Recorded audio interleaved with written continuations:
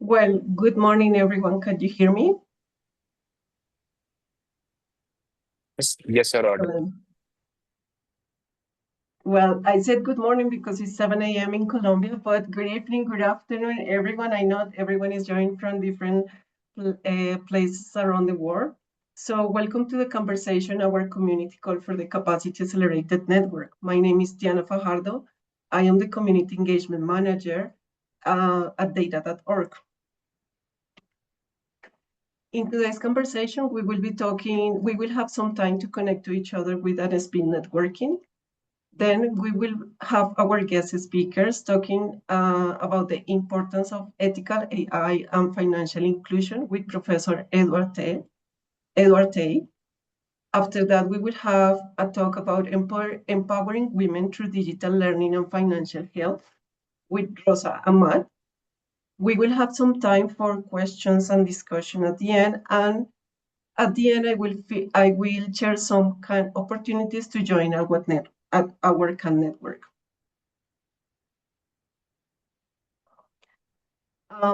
So as we would like to make this conversation very interactive, if you would like to speak, please use the raise hand feature in the reactions menu on your toolbar, as all microphones are disabled right now. If you would like to share any questions, please use the Q&A box.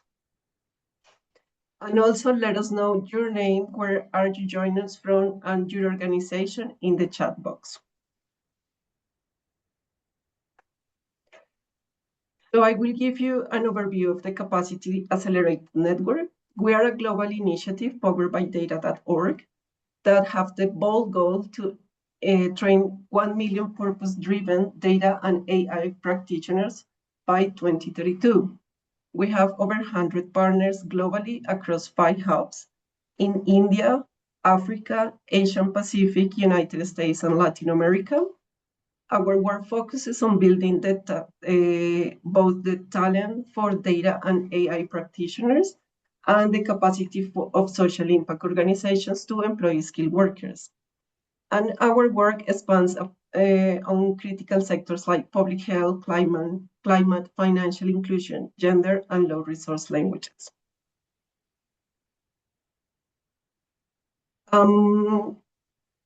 So as we have this global community, we wanted to engage everyone and create a space for knowledge exchange, collaboration across regions, showcasing impact and success stories, amplify diverse voices, and strengthening the connections between partners, learners, and fellows. So that's why we're here today for this conversation.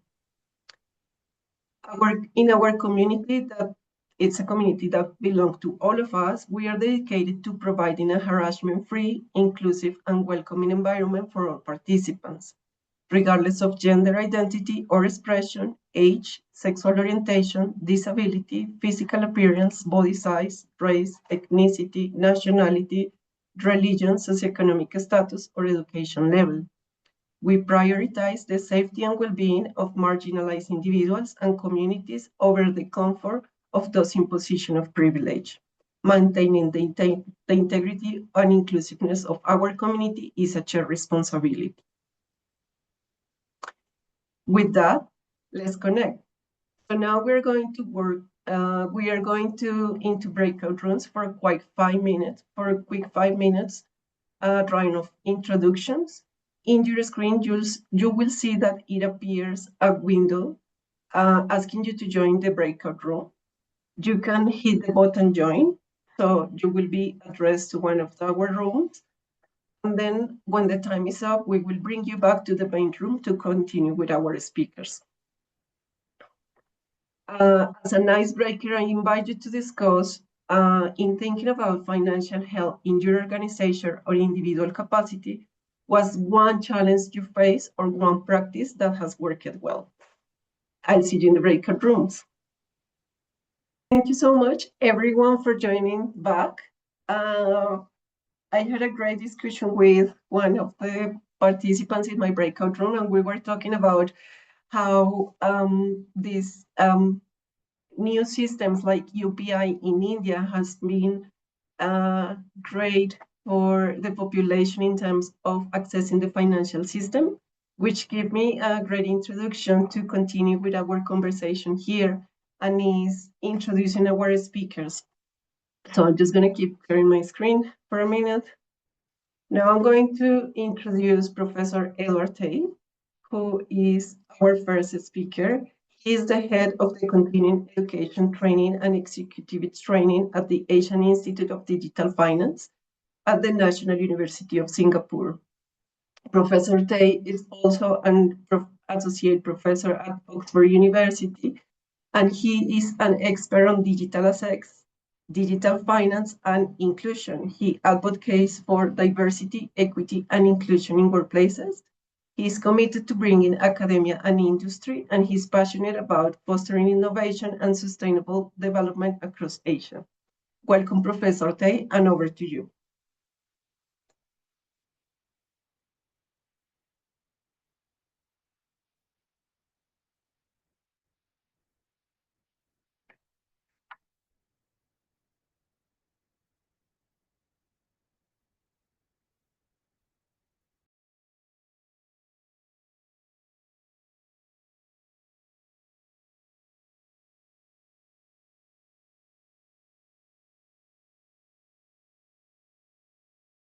Okay, can everyone see my slides?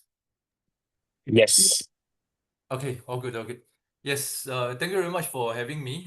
It is a pleasure. I'm a supporter of AIs and datas and financial inclusion. So this is one of the sharing that is really resonates with my personal values and the values I've carried throughout my professional life. So thank you so much for DataOp and also the organizers in CAN. Today I would like to share in a bit of difference because we have friends from all across the globe itself. I would like to talk a little bit more about how as a practitioner and also somebody who doesn't know about technologies can leverage on technology to help our communities, raise our well-being and to help to make this world a little bit better. I have a lot of background in the tech itself, like more than 30 over years in the tech field itself. And actually over these many years, we actually realized that actually learning tech is very, very difficult.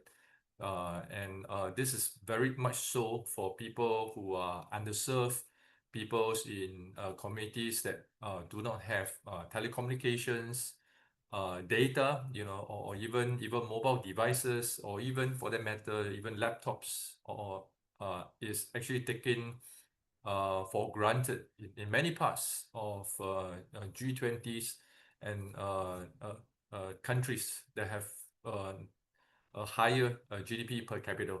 But actually, this is not the same throughout the world itself.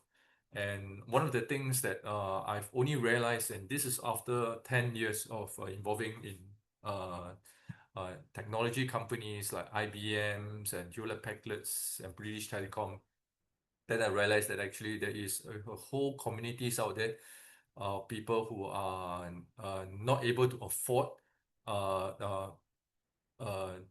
infrastructure services, and as a result of that, they also are not able to have financial services.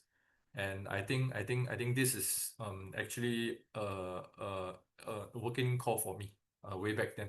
So just before we actually share about this, I just like to go through some key terms in the financial inclusion and AIs to orientate everyone.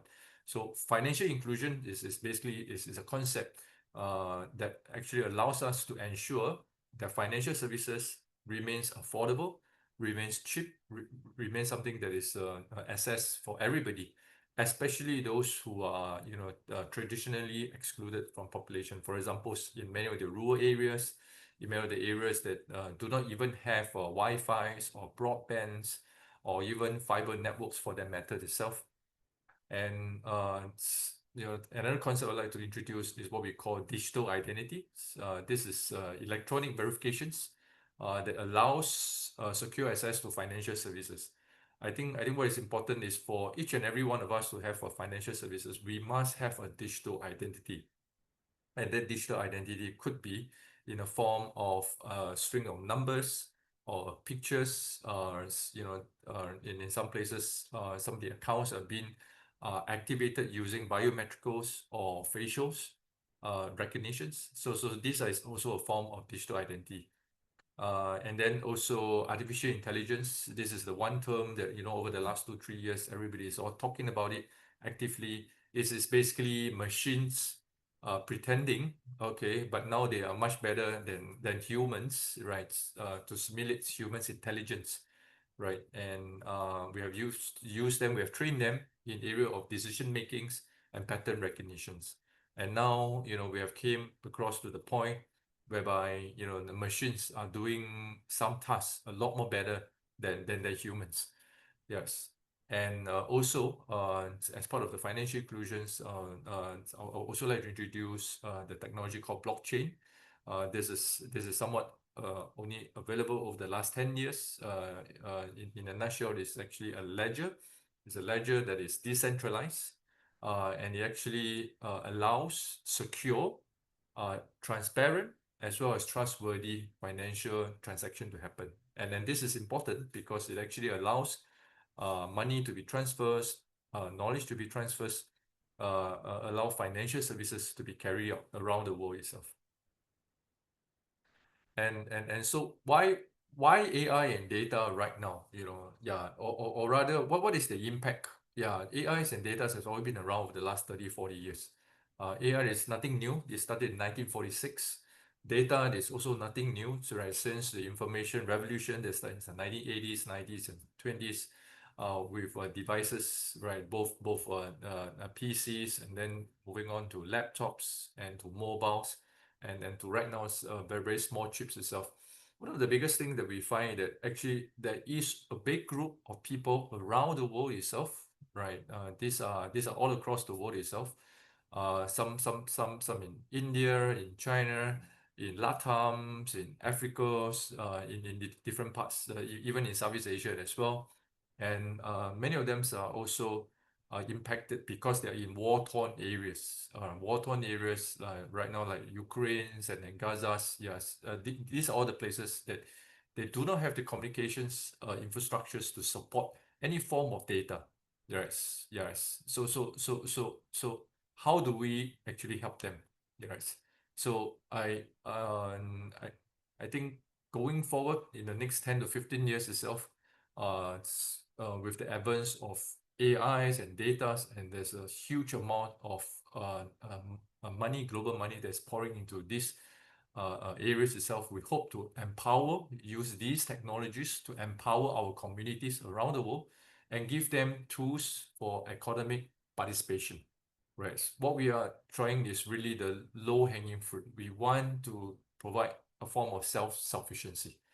And one way to do this is actually we need to have in some form to provide some financial assets, right? Some basic ones, so that they can perhaps have an account for savings, and over a period of time, right? Yeah, to have some form of credits or insurance, and over even a longer period of times to even use some of these for investments. And then all this will, in one form or another, help to reduce the poverties and help to raise them above the poverty lines. But this is a very much long-term goals. And the way for us to do this, definitely we had to ensure security. We had to ensure personalization. Security is important because if there's no security, right, there will not be any trust between the financial institution as well as the communities at large. And then so there won't be any transaction. I have some case studies to actually share later on to actually support that. And personalization is important because we have 8 billion people, and in celebration of our diversities of the different race and religion and nationalities, we must have different needs. Yes, we do have different needs, and technology is there to support us to cater to individual needs itself. And last but not least, whatever we are doing, we need to be supported heavily from policymakers, from NGOs. So many of the policies, especially the communities policies in terms of designs, can be made with AIs and data, and especially insights from all these data that we have, so that we can promote inclusive growth and also to reduce inequalities. And some of these global examples that are already all here in the area of the fintech per se, for example, offering micro loans for the unbanks. So some of the enterprises like Taras, they do use mobile data to provide micro loans.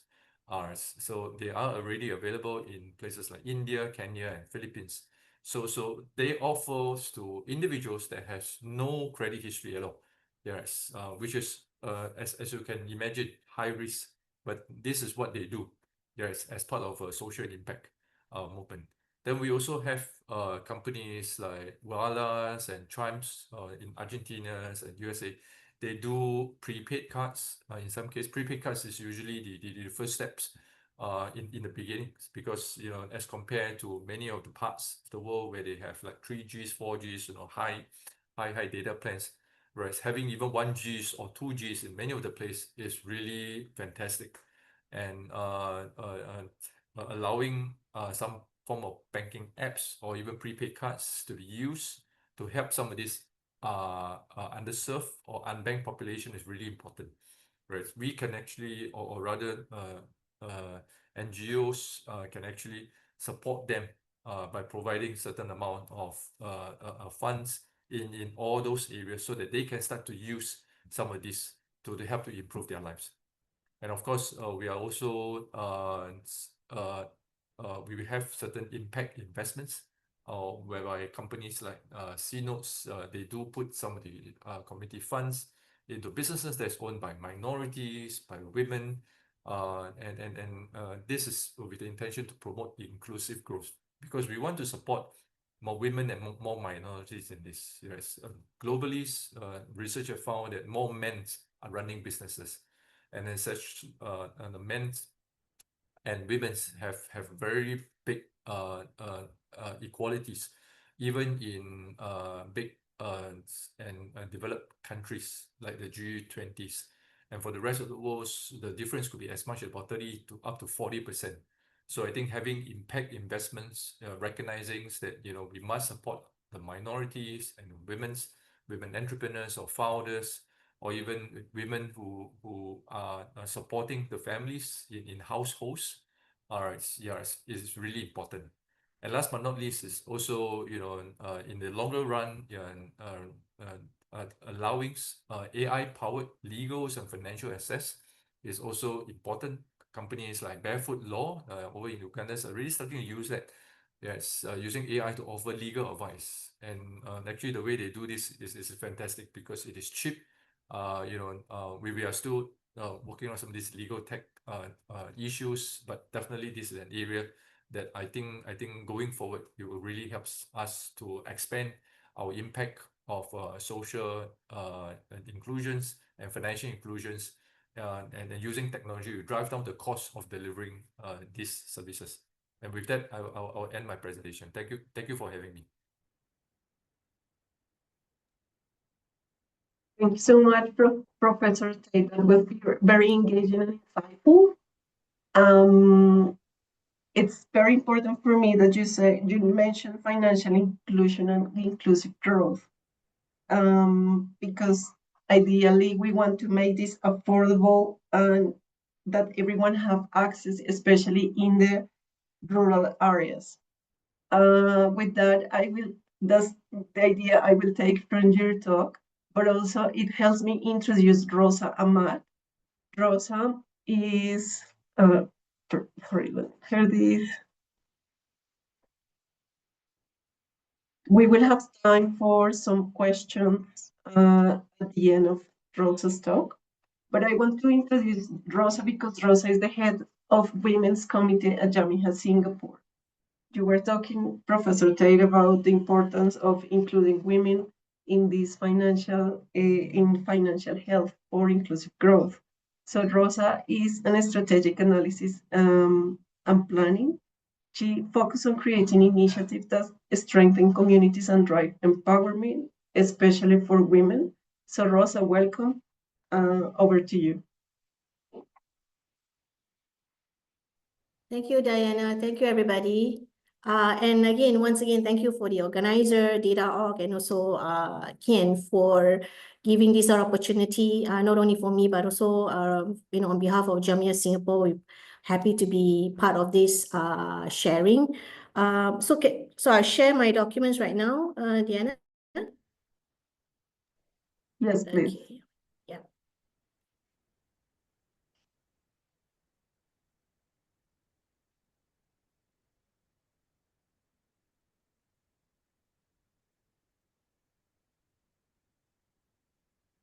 Okay. All right. Once again, thank you, and I'm happy to be sharing with everybody tonight about some of the programs that not only myself, in fact, me and my committee and even a team here in Jamia are working on in terms of empowering a woman through some of our programs, in terms of digital learning and financial health. And I'm also undergoing the NUS CAMP program, the financial literacy program, and probably later on I can share what are my experience about and how it has benefited myself. Even though I have not completed the program, but again, it was a very good experience and knowledge that I have acquired through that, several sessions or, that I've watched. And I was so excited when Professor Edward Tay keep on mentioning about empowering women, and so that was really very empowering for us, especially when we talk about, serving the underprivileged community. All right. So before, just a little bit about Jamia, just a little bit of Jamia. Basically, we are a non-profit organization that provides an integrated holistic support services to the community here in Singapore, regardless race or faith. And we've been doing it for the past, since 1932. So some of the programs we include were the elderly care, nursing care, even, for the programs for the ex-drug abuser. We also have early childhood education. We provide food assistance for the underprivileged communities. Of course, with services such as social work, counseling, legal and medical clinics. So going back to Professor Tay mentioning about financial inclusion. So we do have quite a good pool of groups, that will benefit through our effort, advocating financial inclusion. Especially, the halfway house where we talk about the ex-offender, whereby they've been serving time for a long time. So for them to come back and being equipped, with all these digital tools, financial literacy, not only on the managing their finances, but also in terms of IT skills. I think that will be a very relevant and very good exposure for them. So again, to know more about Jamia and what we do, you can visit us on jamia.org.sg. Okay, so one of the programs that we are working on is about, woman empowerment. And again, we've been running this Exemplary Mother Award since 32 years ago. And some of the learnings that we come across from these mothers, they are really talented, and they really have they have dreams and a lot of passion about doing things that they like, but again, some of them also come from the low income background, and so some of the areas that we find from for the challenges that they're facing is how we can help them to increase their income security and stability. Of course, they will be, they are receiving some kind of financial support through some of the government scheme.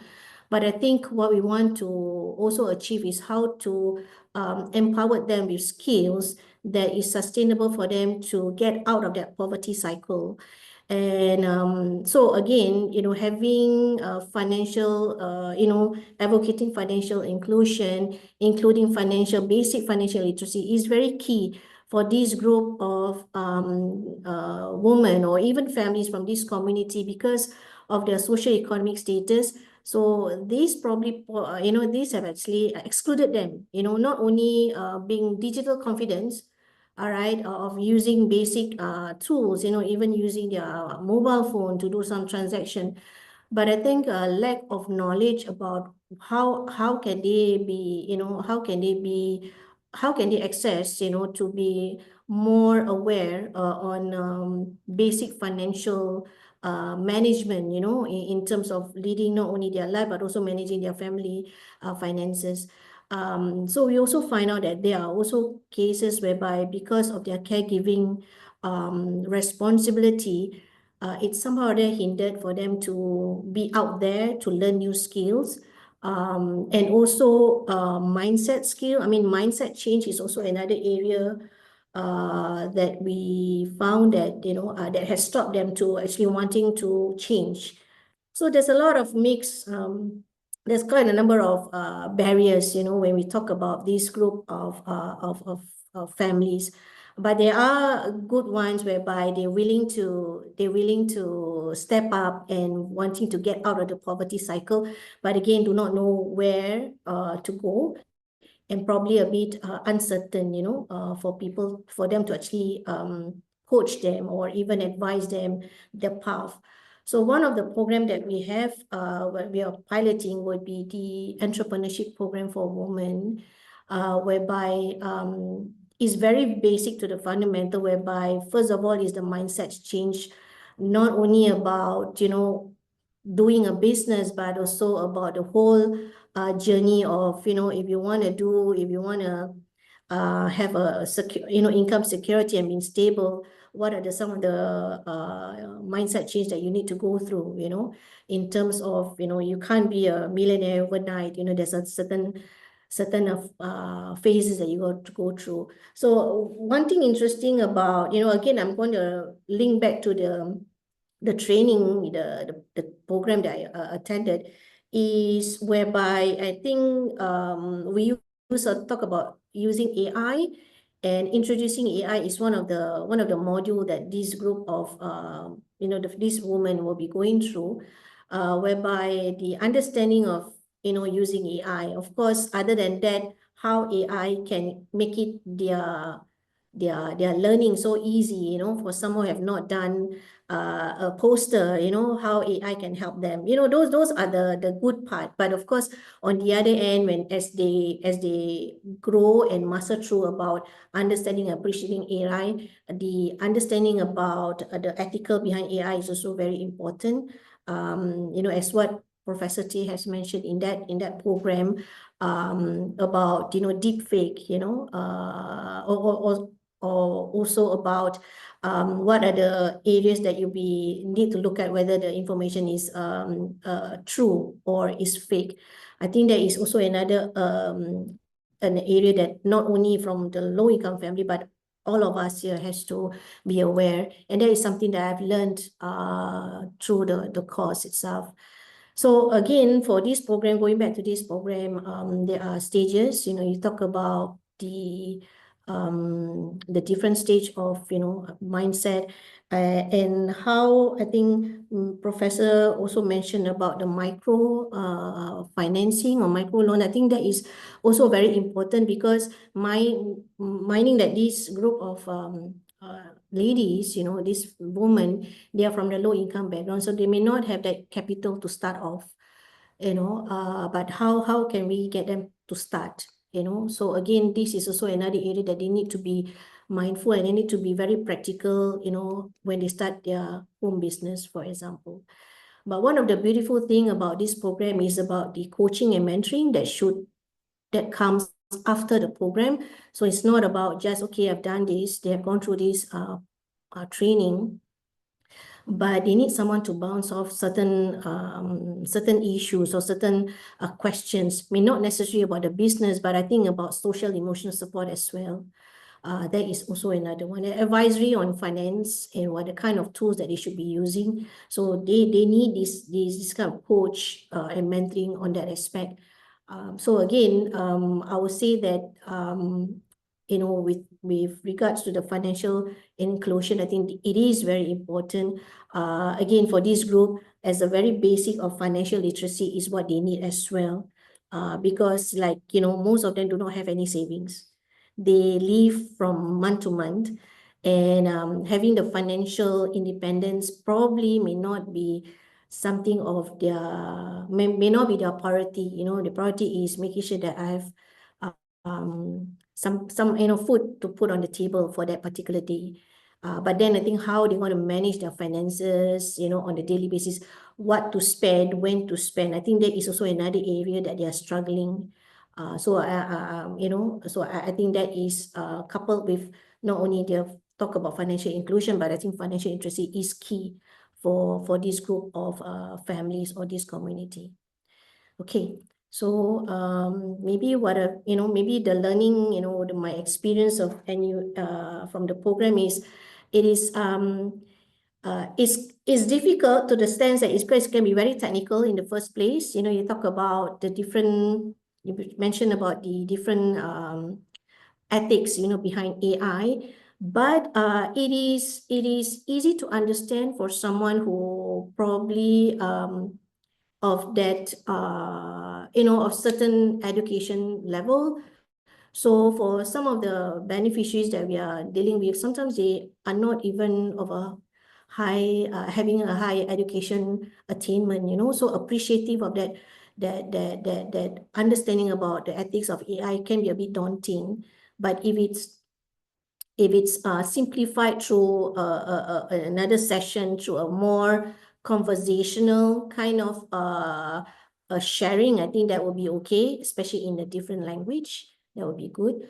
It is very valuable. I mean, I've learned a lot through that, talk about all the key things. And just now, Prof was mentioned about, what's the word, Prof, you mentioned another word to deep fake. You mentioned something? Oh, the real fake. Real fake. Yeah, the real fake. Deep fake, real fake. So tomorrow I will be telling, if Mr. Siraj is watching me, I'm gonna tell him, hey, do you know what is real fake? So it is very yeah, it's a very good program. It's a very good program, even though it's halfway through, but it's very what do you call it? You unlearn what you have learned, and then the things that is covered is very practical and something that it stays with you. And then in terms of the financial inclusion, the portion that Prof has shared during in that program is very valuable. In fact, it is very relevant to the program that we are working right now, whereby we introduce them to, the basic financing or funding that they can get, for this group of women who want to start home business, for example. All right. We talk about financing as well as one of the module that we are talking about. And then, of course, the generative AI that they can, on the fund side, in a way that the generative AI for them to use, for them to be exposed to and use for their program, for their business, for example. So because we know that some of them have never even touched or know what is generative AI. So introducing them to these kind of tools will probably motivate them that, hey, I can do something, I can create my own poster without, having too much of a technical training by, using a simple app. I think that is something which is very useful, and I think this group would definitely appreciative. So overall, I think the program, of course, is very useful. And how the program can support. Yeah, maybe a professor, you can be one of the trainer, one of the consultant in our program can also assess us further with regards to, the entrepreneurship itself. Yes, so I think I'm okay. I think that's it from me, and I welcome questions from the floor. And yes, and whoever wants to collaborate and be part of our movement, please, just drop me an email. We can always, if you're in Singapore, I'm happy to have a coffee. If not, I have to travel all the way to Colombia and meet Diana first, because I promised her that I want to meet her. And Diana, if you're here in Singapore, please come and come. We show you around Singapore together with with Professor Tay. Thank you, everybody. Thank you so much, Rosie, for that great invitation. I definitely will love to go to Singapore to visit you both. Anytime I'm there, I will let you know for a coffee or something like that, so we can discuss more about financial health and financial inclusion and this amazing program that you just talked about. For me, it was great that you say that you are advocating for financial inclusion, but also it is important to see the challenges that we are facing when we talk about financial inclusion.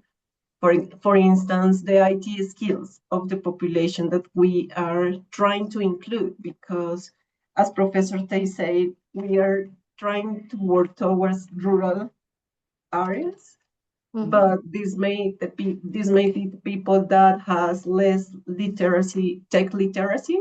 So I would like you to ask you both, or Professor, how do we address these challenges? For instance, with tech literacy, when we are talking about including people in rural areas.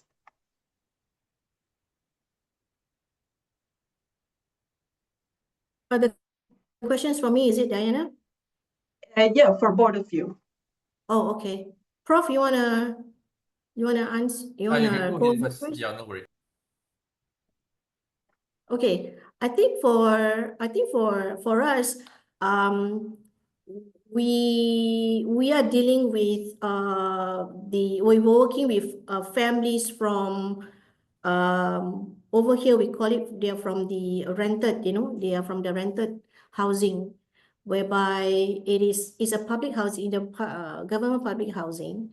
They have the access, but basically they are afraid. They have no confidence, to go out and reach out that, hey, I want to do this, and how do I go about doing that?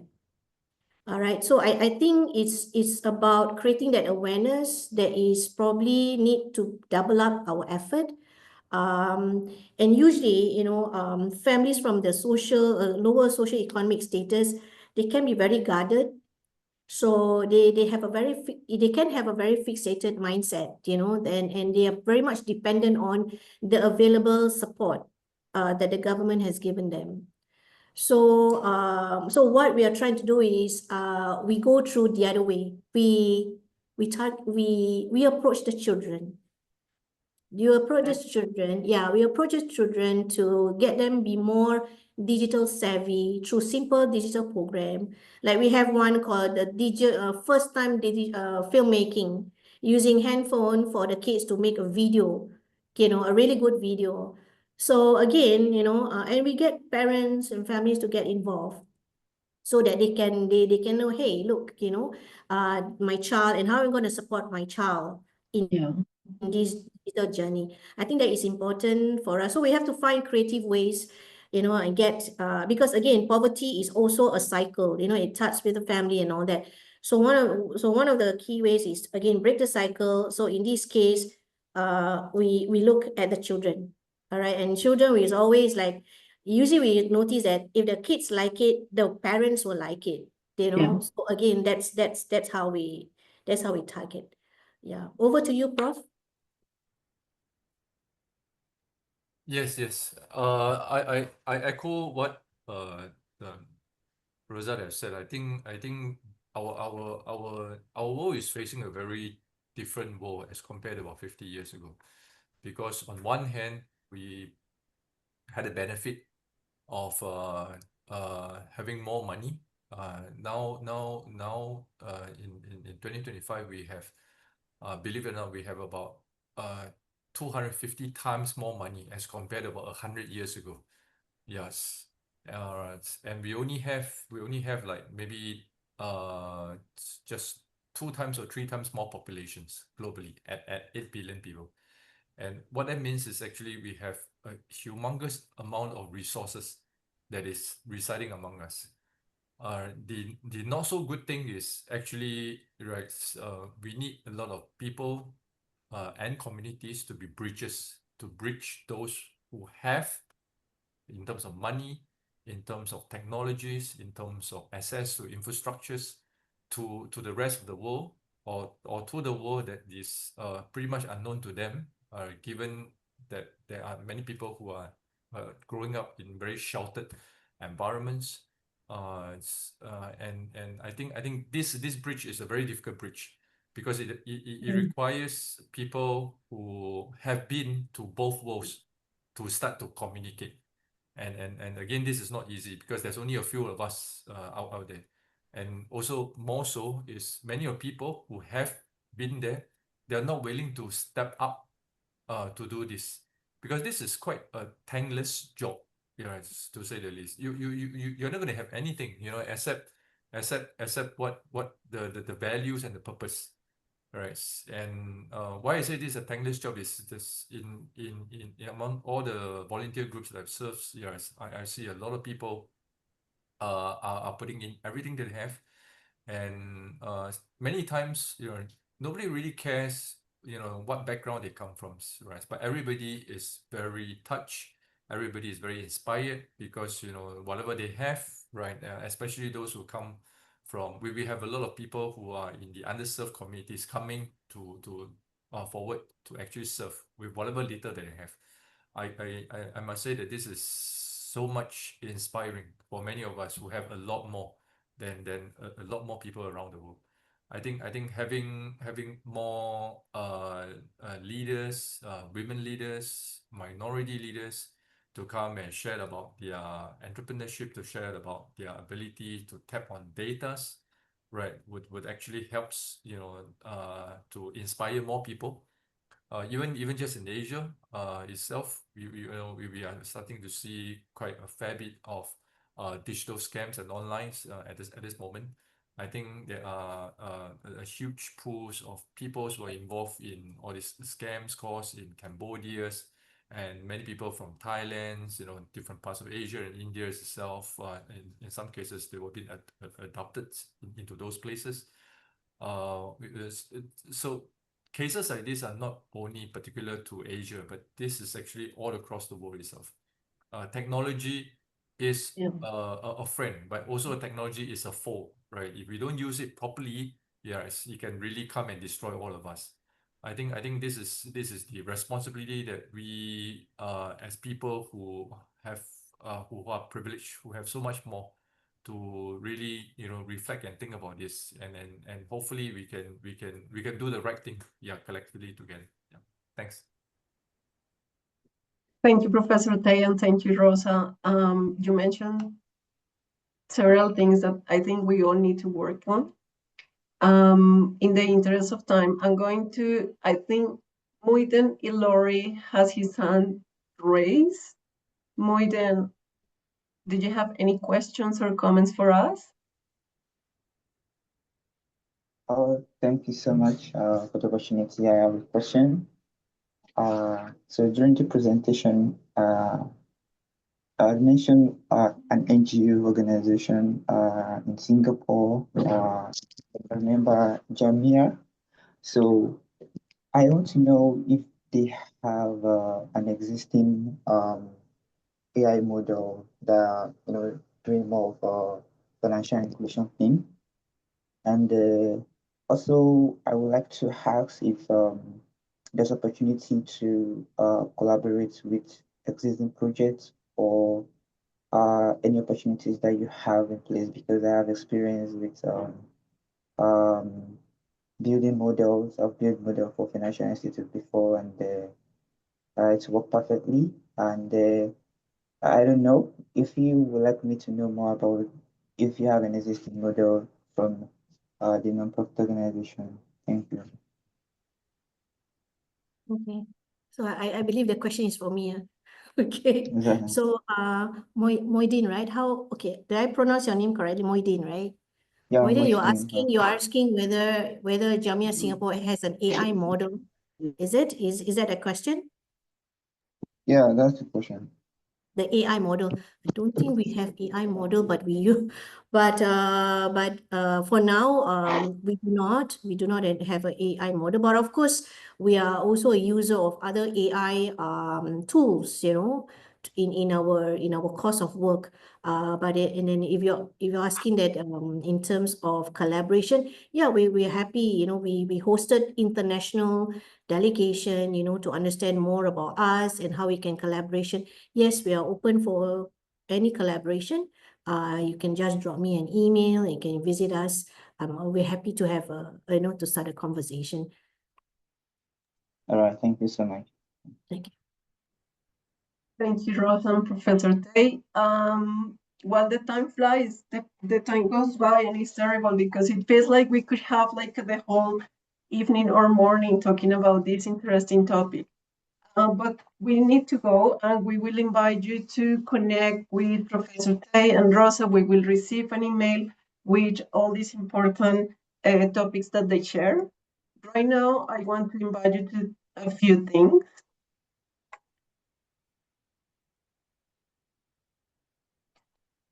Oh, we do have another question. Wait.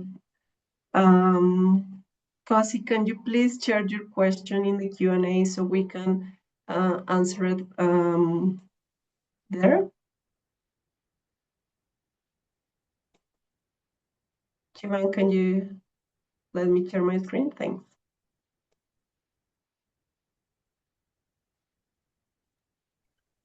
You should have it now.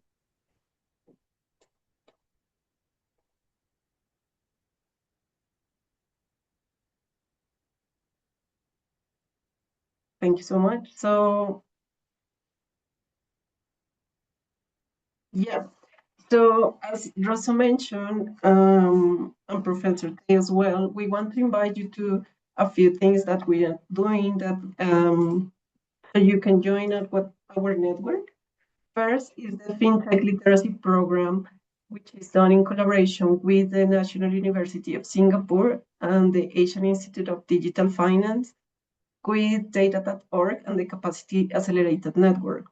This is the course that Rosa is undertaking. I want to let you know that I'm also undertaking it. It's very interesting, and it's given me a lot of tools to think about financial health and digital learning. It's been amazing. So all the information is right now in the chat, so you can access to the program.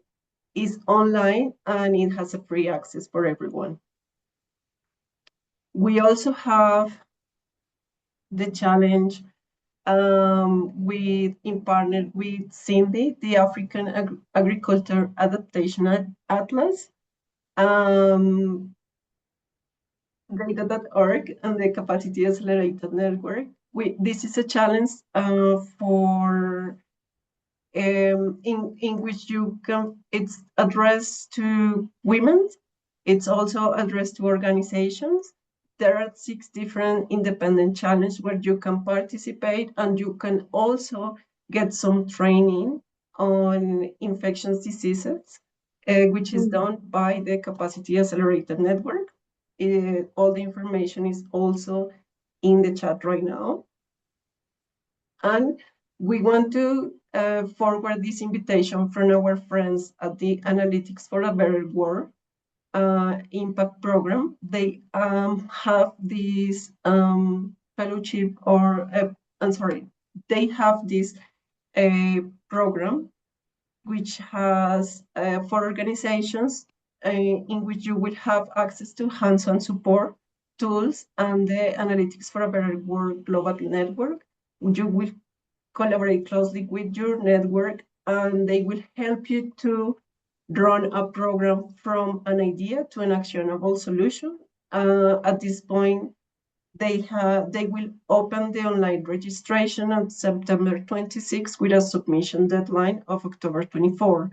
The information is also in the chat. I want to thank over 100 partners shaping the CAN ecosystem, and thank you so much everyone for attending this conversation.